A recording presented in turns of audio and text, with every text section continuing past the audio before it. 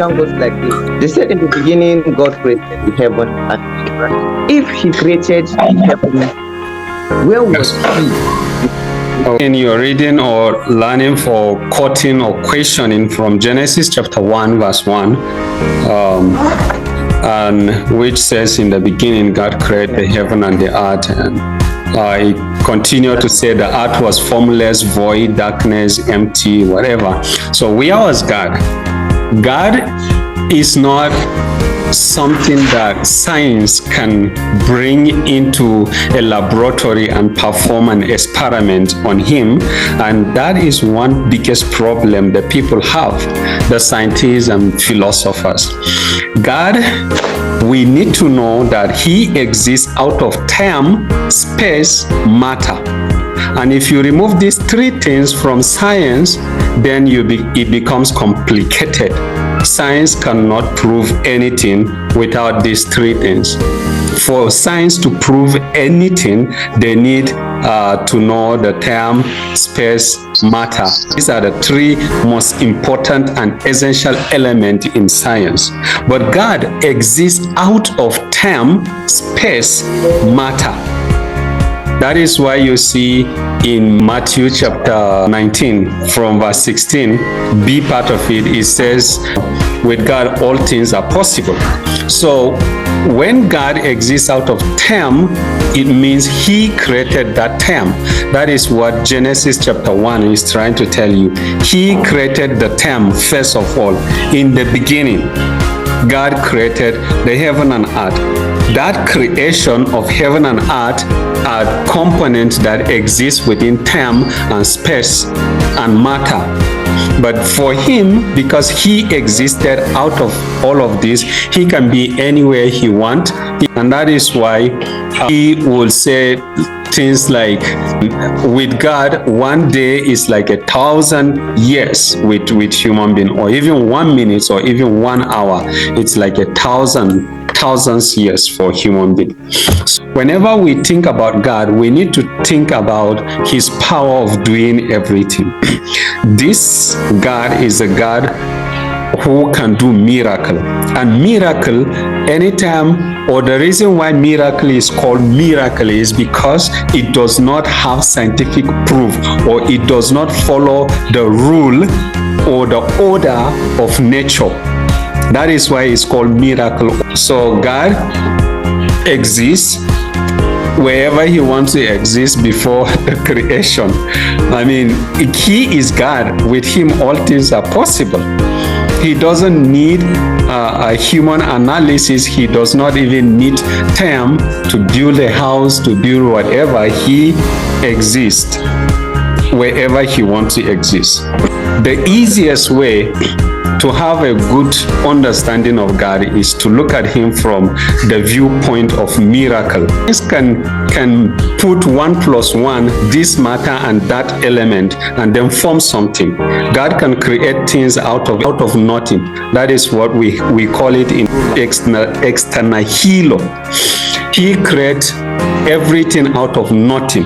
Why is it that they say God created the heavens and the earth, and then yet he stays in the heaven? Now that's a little bit confusion and puzzle. He created heaven and earth, but yet he's in heaven. How is that possible? He created heaven and earth, but how is it possible he is in heaven? God is everywhere. That is one thing I want you to know. God is omnipresence. He is everywhere. So the fact that we said God is in heaven, we don't just mean that he is just there in heaven. And that same verse also said that the whole earth is his footstool. So if you can imagine the whole earth as a footstool for God, then you know that he is bigger than the heaven, bigger than the earth. So God is everywhere. God surpasses human understanding. So the fact that we say God is in heaven,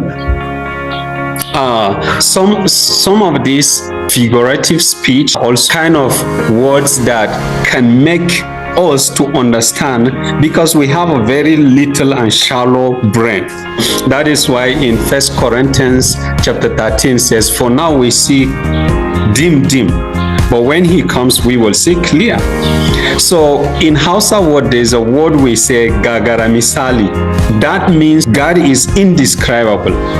So if all this we are saying, we are just trying to limit him to a way we can comprehend. That is why we sing a song, you are bigger than what people say.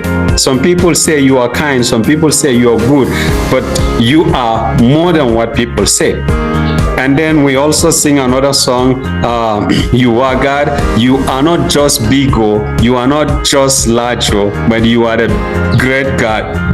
God is more than what we can comprehend. So for centuries and generations, we try to some kind of limit him to a way we can understand, to a way we can comprehend.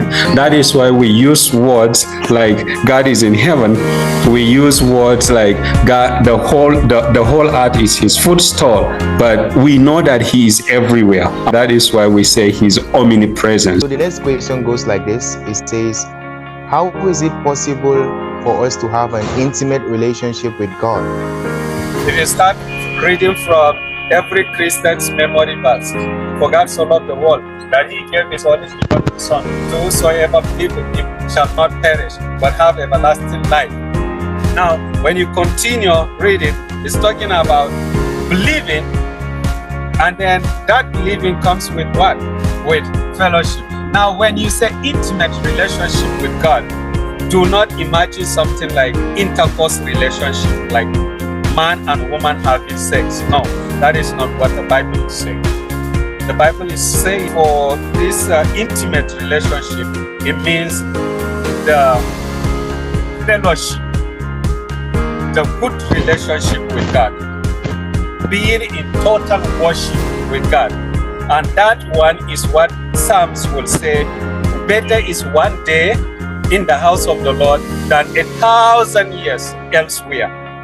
And that is what Moses will say, it's better to enjoy hardship with the people of the Lord than to enjoy the pleasure of sin. Those are the kind of relationship we are talking about.